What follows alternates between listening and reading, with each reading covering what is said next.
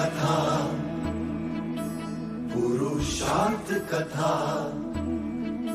सुनो सुनो सिद्धार्थ कथा। सत्य कथा, पुरुषार्थ कथा, सुनो सुनो सिद्धार्थ कथा। चढ़ते सूरज सा तेजवान वो कीर्तिमान, हुंकार भरे जब कूच करे, थर थर कांपे आसमान। वो राजपुत्र वो शूरवीर, पर्वत को भेद दे उसके तीर, शांति का स्रोत करुणा की धार, निर्झर झरे मन से अपार। वो राजपुत्र वो शूरवीर, पर्वत को भेद दे उसके तीर, है शाक्य वंश का वो तारा, जगमग है जिससे जग सारा। सत्य कथा, पुरुषार्थ कथा, सुनो सुनो सिद्धार्थ कथा।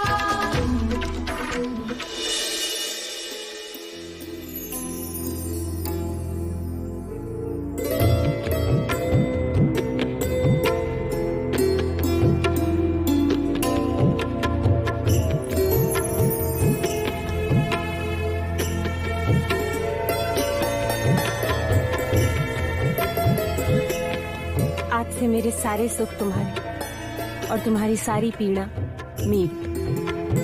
पुत्री, अब गृह प्रवेश करो।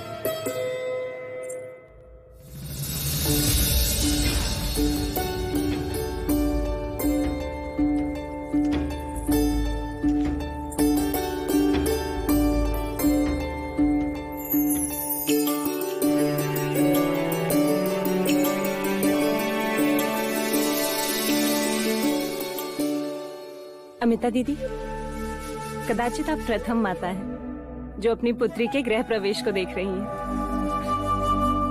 आइए।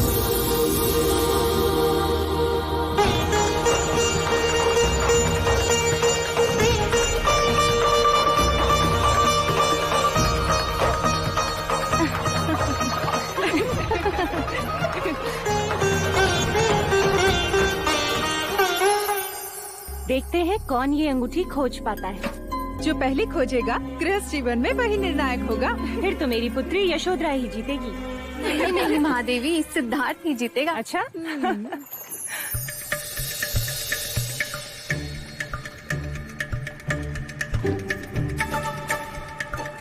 भैया मैं आपकी सहायता करूं? अरे अरे अरे, इतनी आतुरता छोटे युवराज, अवसर तो आपका भी आएगा।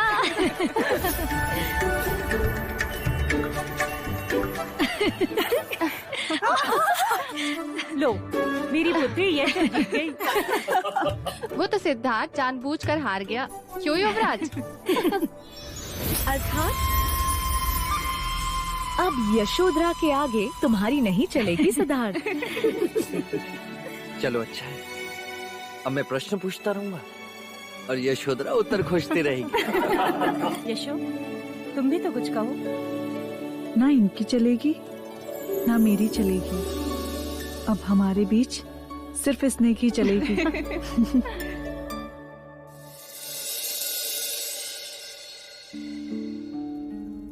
आज आपके नगर वधू की परीक्षा है।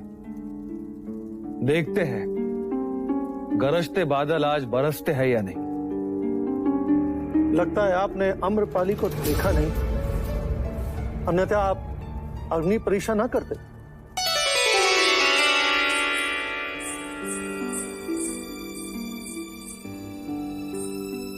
युवराज,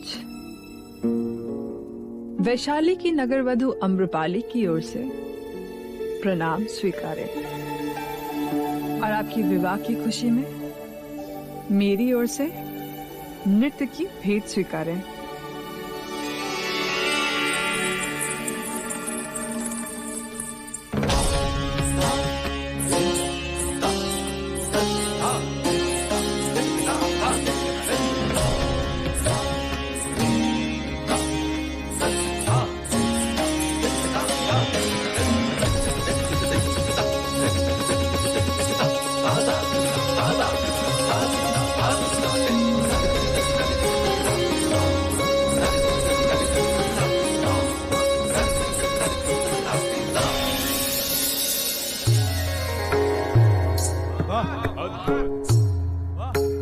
आकर्षणीय, मधुरे, मनमोहिनी, अद्भुत सुंदरी।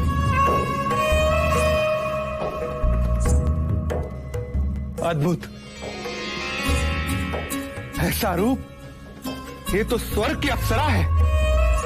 अमृपाली,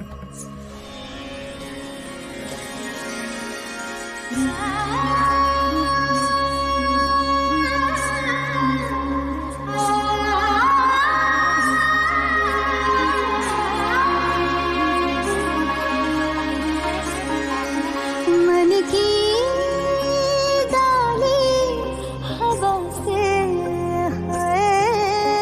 लचक गई रे,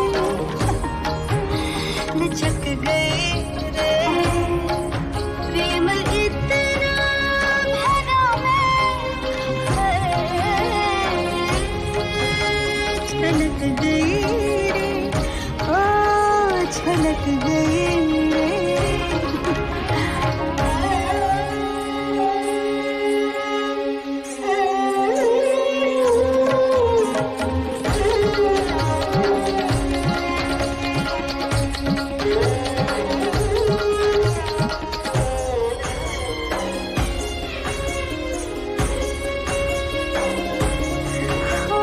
रंग और रूप की मैं हूँ मंदाकिनी,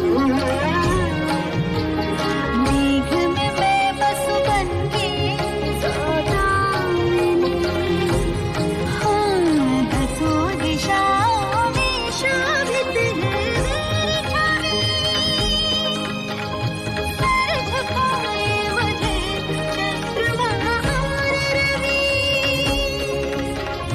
देवताओं को भी जिसने मोहित किया, कामिनी आज वो क्या बहक गई रे, ओ बहक गई रे, प्रेम इतना भरा मैं, छलक गई रे, छलक गई रे।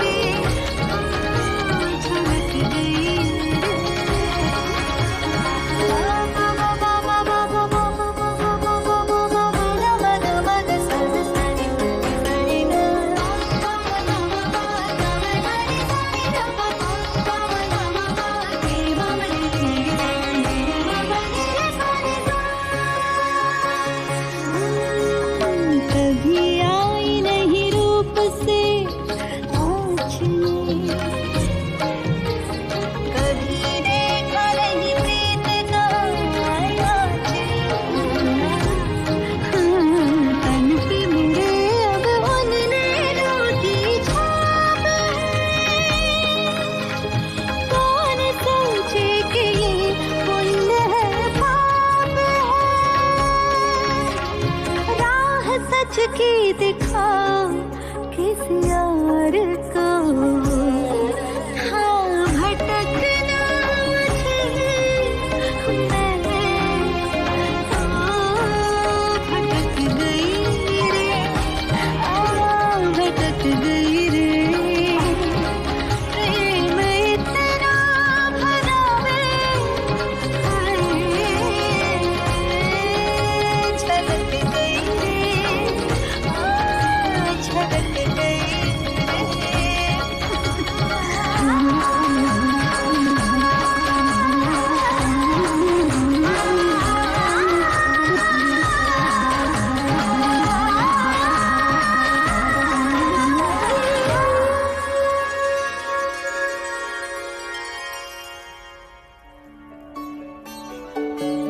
वाह, अद्भुत, ऐसा नृत्य मैंने इससे पहले कभी नहीं देखा।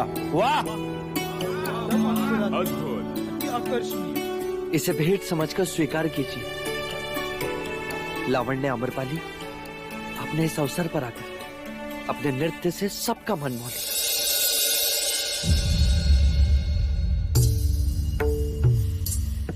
मैं इसे स्वीकार नहीं कर सकती। क्यों नहीं कर सकती देवी? क्योंकि मैं आपसे कुछ और भेंट चाहती हूँ। क्या? इस हार के बदले मुझे एकांत में आप कुछ घड़ियां दे दे तो? हाँ हाँ, क्यों नहीं, अवश्य, हमें खुशी होगी।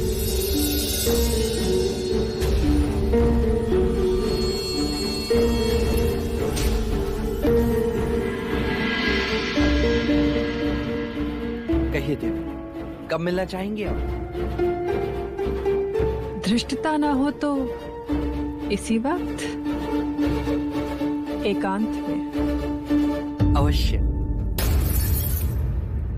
लावण्य आम्रपाली से एकांत मंत्रणा की व्यवस्था की जाएगी, जहां केवल आप रहें और मैं, दूजा कोई नहीं।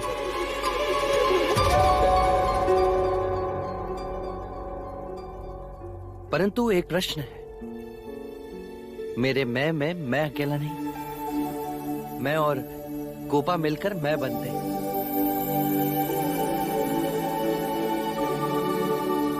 मैं इसका और ये मेरी अर्धांग है।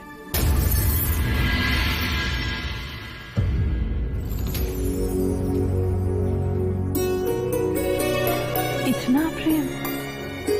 हाँ, सारे जग में प्रेम बढ़ना चाहिए और आरंभ अपनों से होना चाहिए। यदि आप प्रेम की भावना समझती हैं, तो कृपया इस माला को स्वीकार करें। आपकी कला अतुलनीय है, लावण्य आम्रपाली।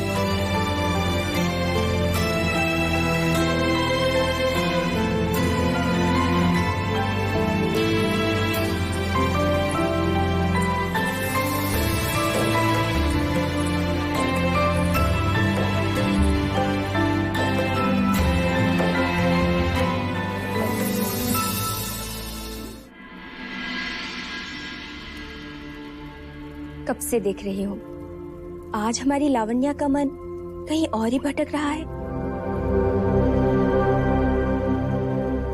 मुझे राजकुमारी यशोधरा से ईर्ष्या हो रही है। युवराज सिद्धार्थ उनसे कितना प्रेम करते हैं। परंतु ईर्ष्या कैसी देवी? आप क्या किसी राजकुमारी से कम हो? संपूर्ण संसार के राजा और राजकुमार आपकी एक दृष्टि के लिए तरसते हैं। क्या ये प्रेम नहीं है? नहीं उषा, वो केवल वासना है।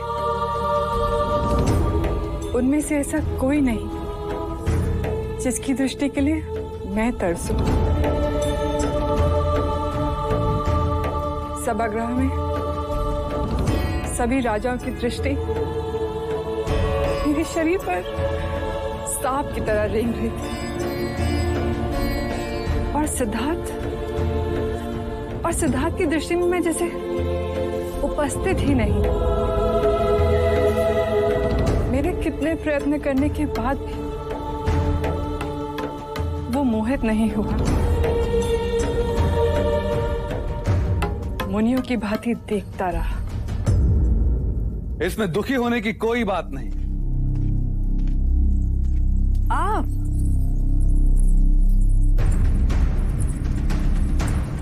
सिद्धार्थ मोहित ना हुआ तो ना सही, पर मगध नरेश बिंबिसार तुम्हारे अधीन है। अपनी जीत की घोषणा करने आया महाराज बिंबिसार? नहीं, तुम्हारे पराजय का भागीदार बनने आया हूं।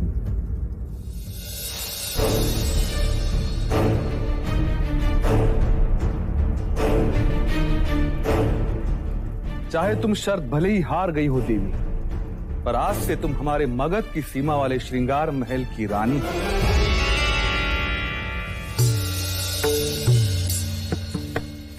अर्थात एक और राजा मोहपाश में बन गया, और मोह के वृक्ष पर ही प्रेम के फूल खिलते हैं आम्रपाली।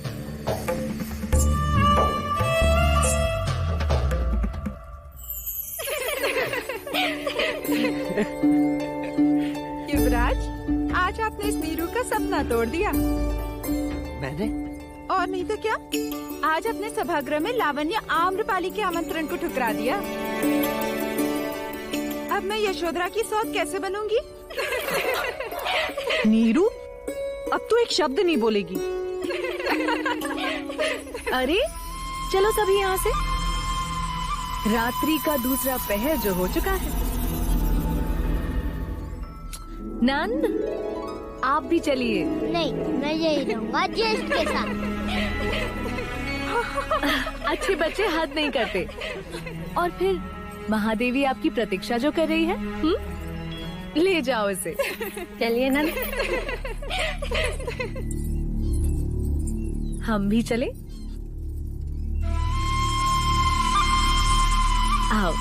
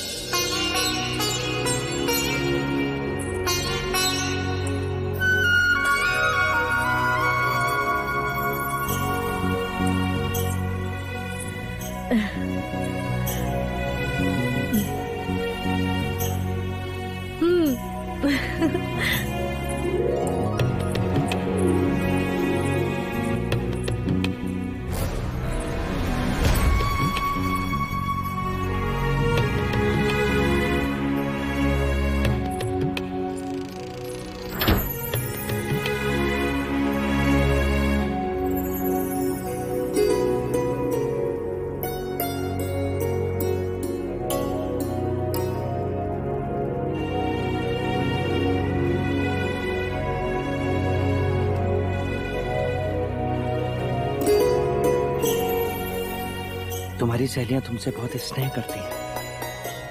हाँ, जितना चन्ना आपसे करता है।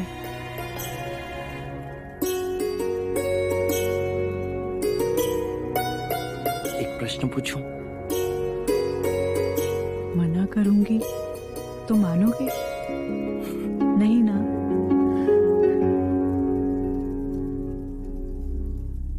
तुम मुझसे विवाह करके खुश तो होना गोपा?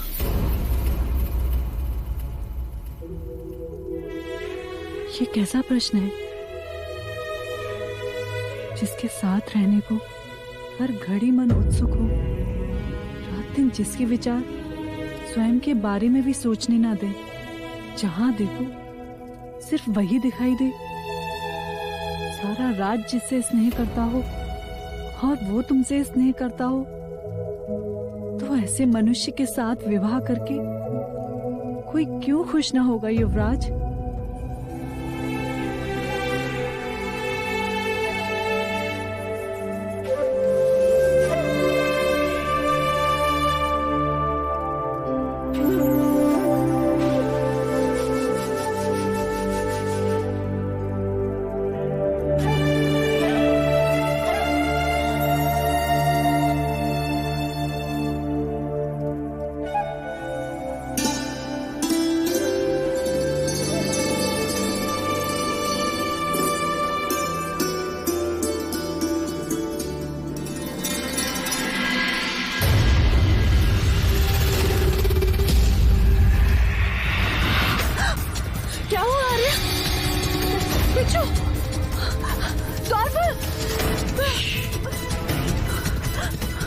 किसी को मत बुला।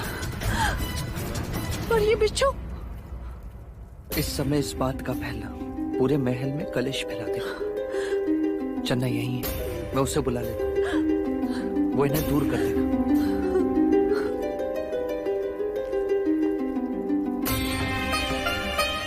चन्ना,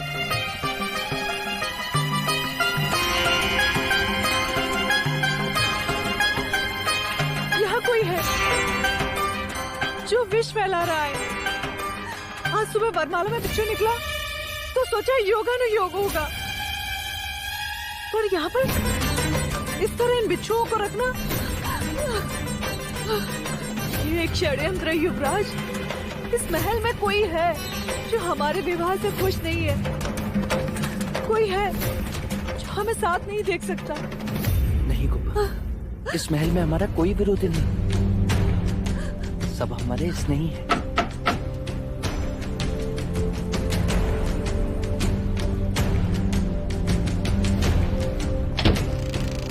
आगे युवराज। चन्ना, इन बिच्छुओं को बाहर फेंक दो। इन्हें मारना मत चन्ना। इन्हें बाहर जीवित झाड़ियों में छोड़ो। संभाल के।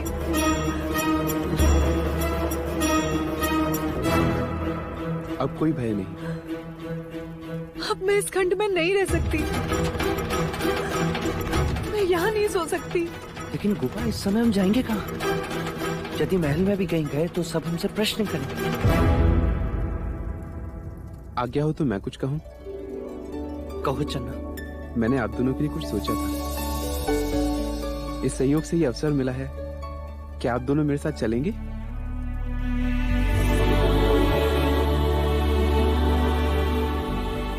मुझे थोड़ा समय दीजिए, मैं रथ जोड़ कर आता हूँ। तुमने सबको बताने से मना क्यों किया? गोपा, इतनी सी बात के लिए सबको? इतनी सी बात? यदि हमें कुछ हो जाता तो? पर कुछ हुआ तो नहीं ना गोपा। भय से अधिक भय की कल्पना मनुष्य को पीड़ा देती है। तो क्यों ना हम भय से मुक्त हो जाए?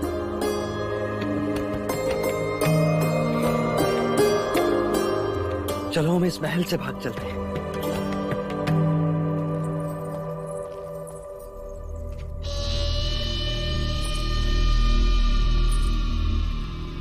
कुमार देवदत्त,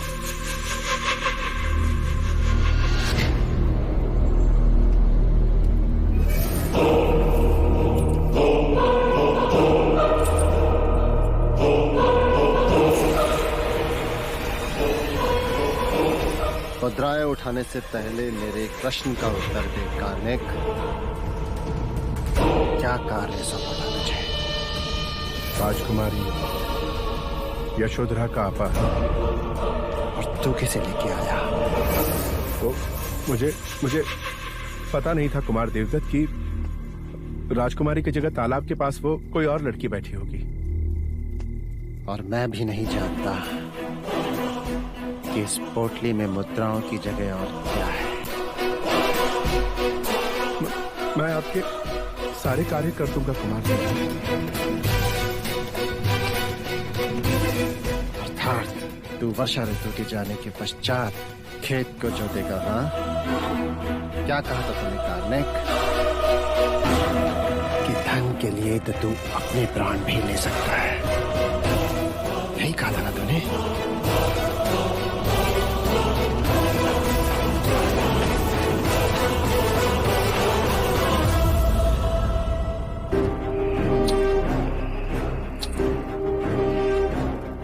कार्निक,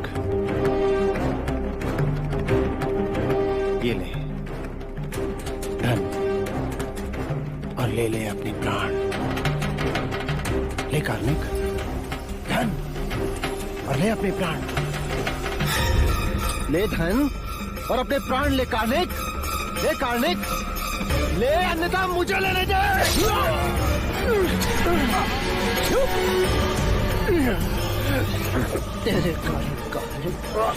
तेरे कारण यशोधरा सिद्धार्थी हो गई। तेरे कारण मेरी पराजय हुई कार्निक। तेरे कारण देवदत्त की पराजय हुई कार्निक। तेरे कारण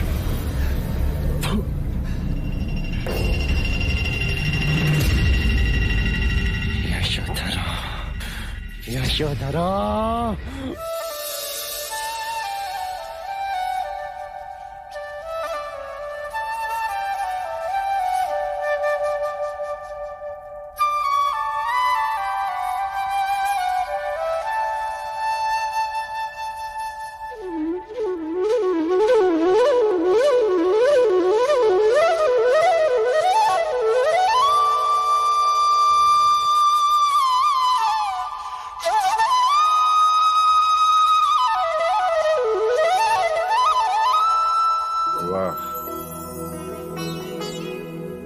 आज तुम्हारी बांसुरी का हर सुर यह कह रहा है कि तुम अत्यंत प्रसन्न हो।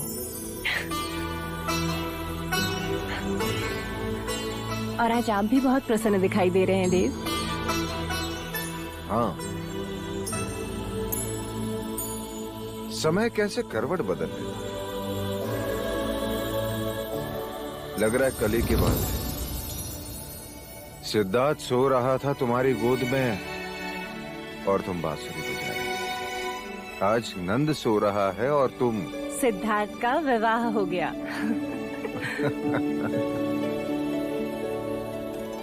हाँ देवी, मुझे भय था कहीं हमारा तपस्वी विवाह से मुंह न फिर बैठे, परंतु मुझे गोपा पर पूर्ण विश्वास था। सत्य कह रही हो तुम। यशोधरा के रहते सिद्धार्थ वैरागी बन ही नहीं सकता। वो उसे गृहस्थी से बांध के रखेगी। असित मुनि की भविष्यवाणी अब झूठी प्रमाणित होगी।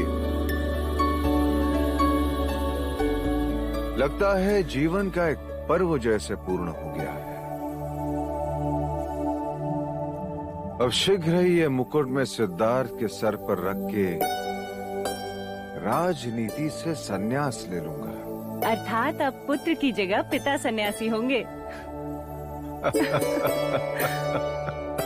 हाँ। तो अब ये आंखें उस दिन की प्रतीक्षा करेंगी कि कब सिद्धार्थ का राज्याभिषेक हो और कब वो सम्राट बने। आने को तो वो दिन कल भी आ सकता है। अवरोध केवल इतना है कि सिद्धार्थ को शाक्य संघ का विश्वास अर्जित करना होगा।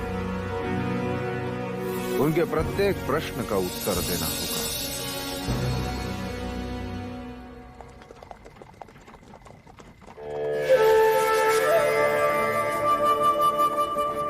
हमें कहाँ ले जा रहे हो चन्ना? ऐसी जगह जो युवराज को बचपन से बहुत पसंद है। कहाँ? बोलो तो मानो। किसी पहाड़ी पर? ना। तो किसी गुफा में? ना। तो तालाब के किनारे।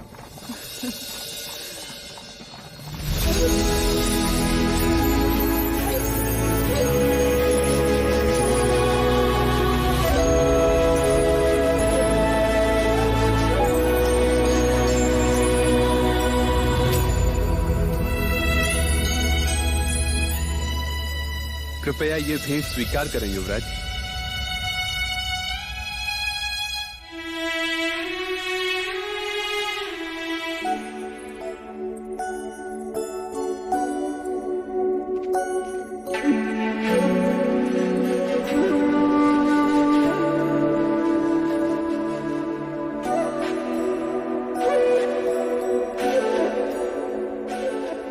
तुम्हारे इस उपहार के अमृत बिच्छू का विष बुला दिया चंदा।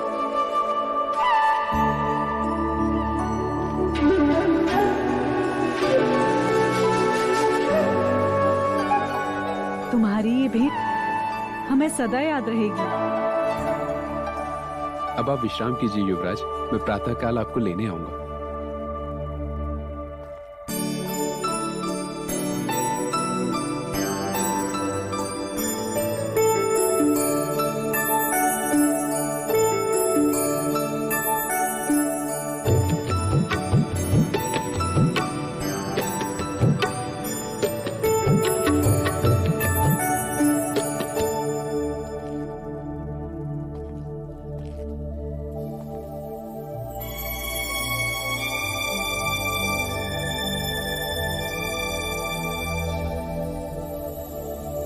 अरे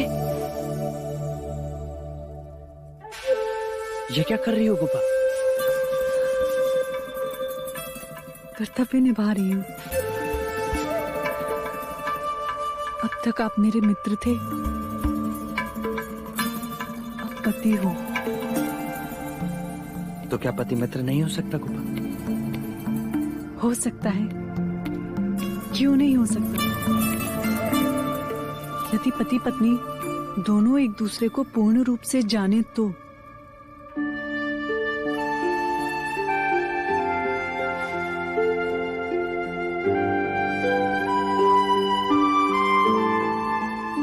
तो क्या हम एक दूसरे को पूर्ण रूप से नहीं जानते?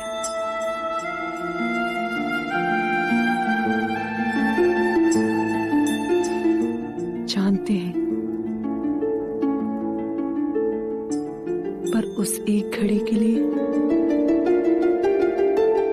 मैं अनजान बन गई थी। कब? जब आपने आम्रपाली की एकांत में मिलने की इच्छा को स्वीकृति दी। वो उसकी कला का उपहार था कुबा। उस घड़ी मेरा आप पर संदेह करना अशोभनीय था। वो तुम्हारे प्रेम की तीव्रता थी कुबा। पर जब आपने ये कहा कि मैं कोपा भी है, तब मैं स्वयं अपनी दृष्टि में ऊंची हो गई। आर्य, कदाचित तुम भूल गई हो कि तुमने मुझे 7 जन्मों के लिए बांध लिया है।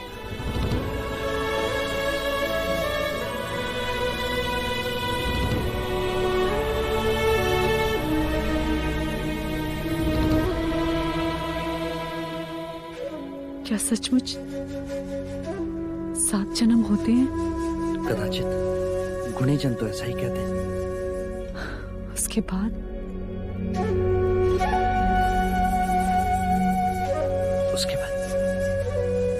उसके बाद क्या कुबा? उसके बाद क्या होगा ये नहीं जानती, पर 7 घड़ी बाद क्या होगा ये जानती हूँ।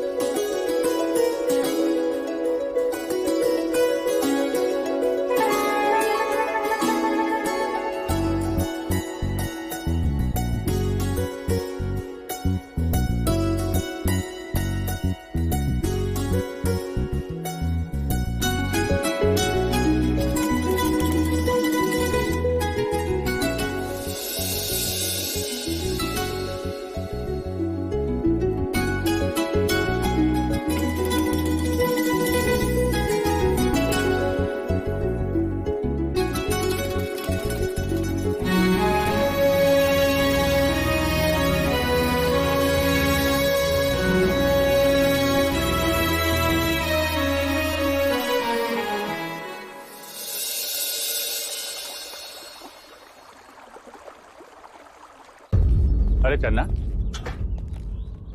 प्रणाम मजली राजा। ये रथ किसके लिए सजा रहे हैं? युवराज के लिए मजली राजा। विवाह के पश्चात देवी यशोधरा के साथ उनका नगर भ्रमण जो है। हाँ, नगर भ्रमण। तो फिर सारे नगर को उनके पराक्रम की स्मृति भी तो रहनी चाहिए। मैं समझा नहीं मजली राजा। अरे, युवराज ने अश्वमेघ के अश्व को पकड़कर कौशल नरेश को पराजित किया कि नहीं? जी। तो फिर कंठक के साथ उसी अश्वमेघ के अश्व को बांधना चाहिए या नहीं, जिससे युवराज की कीर्ति सारा शाक्य राज्य भी देखे। ये आपने खूब कहा मजली राजा। मैं शीघ्र ही अश्वमेघ का अश्व युवराज के रथ से जोड़ देता हूँ। शाक्यों के अश्व के साथ कौशल के अश्व को जोड़ प्रसन्नजीत के अपमान को जोड़ दिया है भगवान जी। प्रसन्नजीत का प्रसन्न रहना संभव ही नहीं। बड़ी मित्रता की मोहर लगाने चले थे युवराज से। ये किस लिए? ये हमारी अति प्रिय अंगूठी है। इसे आप अपने पास रखिए। हमारी मित्रता का चिन्ह। मित्रता? परंतु आप तो मुझसे आयु में बहुत बड़े हैं मगध नरेश। हाँ, पर तुम विचारों में सारे भारतवर्ष के राजाओं से बड़े हो, और मेरी मित्रता तुम्हारे विचारों से है। इतने वर्षों में मैं राजनीति को सोमरस की तरफ पी चुका हूं, किंतु तुम्हारी नीति ने मुझे चकित कर दिया। जब मैंने सुना कि तुमने प्रसन्नजीत जैसे विक्रमी सम्राट को युद्ध में पराजित कर दिया, तो मुझे आश्चर्य हुआ, किंतु उससे भी अधिक अचरज मुझे तब हुआ जब मैंने ये सुना कि तुम युद्ध को रोकना चाहते थे, और तुमने युद्ध को रोक भी दिया। शत्रु से सारे हथियार भी ले लिए और शत्रु को अपना मित्र भी बना लिया। वाह! तो इसका श्रेय प्रसन्नजीत को भी देना चाहिए। उन्होंने भी अपनी दूरदृष्टि दिखाते हुए युद्ध विराम को सम्मति दी, अन्यथा और अधिक प्राण जा सकते थे। किंतु इससे भी अधिक सोचनीय बात हमने कल देखी। वैशाली की नगर वधू सौंदर्य सम्राज्ञी आम्रपाली खुली बाहों से तुम्हारा स्वागत करने हेतु आतुर थी, किंतु उसके मोहपाश में बदना तो दूर, वो तुम्हें क्षणिक भर आकर्षित भी ना कर सके। इस आयु में इतना संयम। जो पहले से किसी और के वश में हो वो दूसरों के वश में नहीं आता। सच्चे प्रेम के सामने क्षणिक आकर्षण सूर्य के सामने बादल के समान होता है महाराज, जो अधिक समय तक नहीं टिकता। युवराज, अजात शत्रु की जगह यदि तुम हमारे पुत्र होते। ये आपका बड़ापन है महाराज। युवराज, जीवन में जब कभी भी सहायता की आवश्यकता पड़े, निसंकोच इस मगध नरेश को स्मरण कर लेना।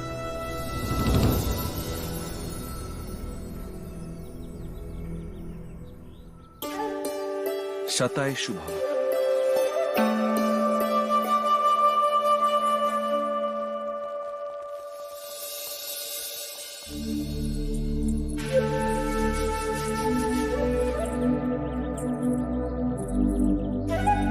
यहाँ क्यों आए माँ? ये पेड़ देख रहे हैं? ये महामाया है।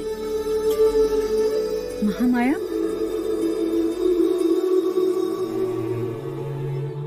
महामाया मेरी बड़ी भगिनी, तुम्हारी बड़ी बुआ, महाराज शुद्धोधन की पहली पत्नी और सिद्धार्थ की जन्मदायित्री। इसे प्रणाम करो। दीदी, ये यशोधरा है, तुम्हारे सिद्धार्थ की पत्नी।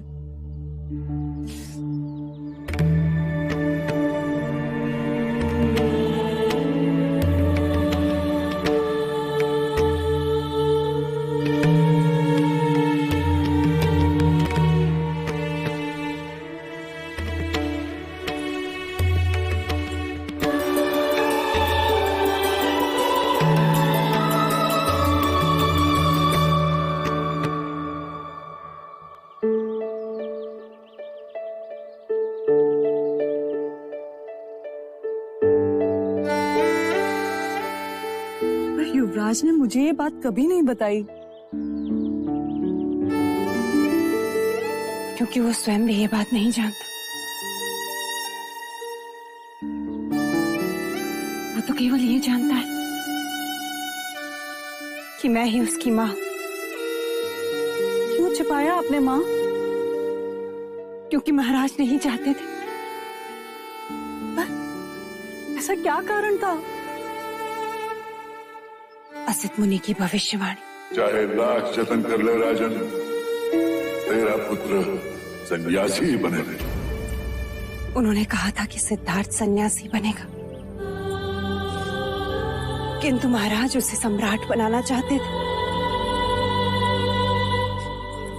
हमने उसे हर दुख से दूर रखा और ये बात भी छुपाई ताकि उसे दुख ना हो। आपने मुझे क्यों बताई? क्योंकि हमारे पश्चात उसका उत्तरदायित्व तुझ पर है यशोधरा। पर कभी ये भेद खुल गया तो? यही भय तो हर सांस के साथ जीता है यशोधरा। महादेवी, नगर भ्रमण की सभी तैयारियां हो चुकी हैं।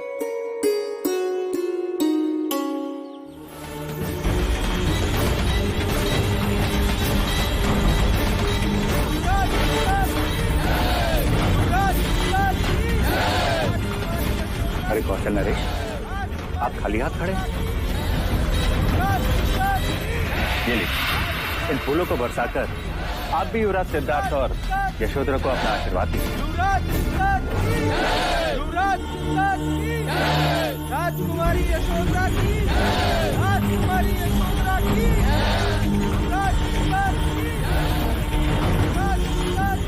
राजा द्रोणोदन, लगता है युवराज कपिल वस्तु के लोगों में अति प्रिय हैं, आपसे भी अधिक। सत्य कहा आपने। लोगों में विजेता ही पूजा जाता है, पराजित को तो होना ही मिलता है।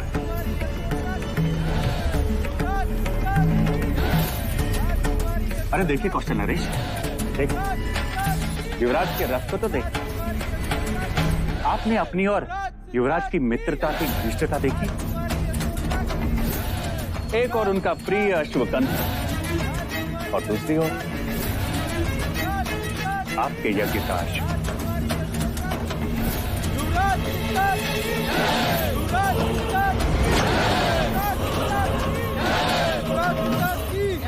राजकुमारी यशोधरा की। और कोई आवश्यकता हो तो वरण कीजिए। प्रणाम।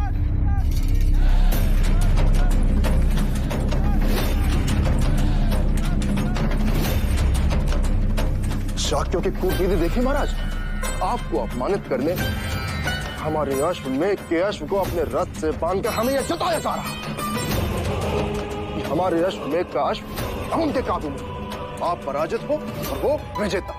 नहीं, ये बात नहीं हो सकती। यही बात है महाराज। विवाह मंडप में मैंने स्वयं महाराज को दूतन को दूसरे शाक्य राजाओं से कहते सुना। हमने उसे विवाह का आमंत्रण दिया, परंतु उस आमंत्रण को स्वीकार कर लाचार होकर प्रसन्नजीत को कपिलवस्तु आना। आपने हमारा दिया हुआ सम्मान देखा, परंतु होने वाला अपमान नहीं देखा। यदि ये बात सत्य है कि आप हमारे मित्र हैं, तो हमारे साथ द्वार पर खड़े होकर हमारे अतिथियों का स्वागत इन फूलों से कीजिए।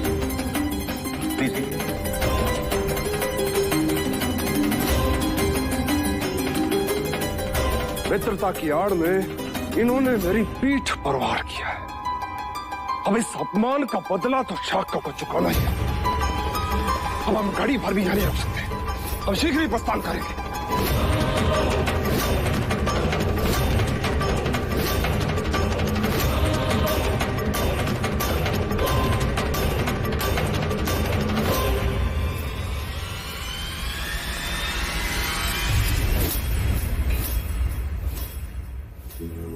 सत्य कथा, पुरुषार्थ कथा, सुनो सुनो सिद्धार्थ कथा।